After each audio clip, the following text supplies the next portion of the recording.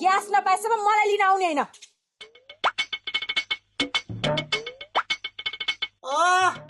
भर्खरै बुढीले छोडेर गएको मान्छे अघि त मलाई हुत्याएर स्वादी पाल्न सक्दैन भन्थ्यौ त। आखिर तिम्रो हालत पनि त त्यस्तै रहेछ नि त।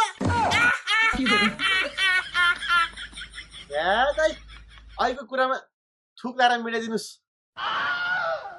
तपाईँ र मेरो समस्या भने एउटै हो। बरु हिँड्नुहोस् ग्यास खोज्नलाई। अब यो समस्या तिम्रो र मेरो मात्र होइन कमल भाइ, यो समस्या त सारा संसार भरिको हो।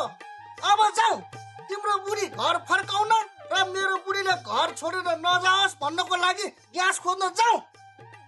ल जाउँ दाइ, जाउँ। जाऊ जाऊ जाऊ जाऊ।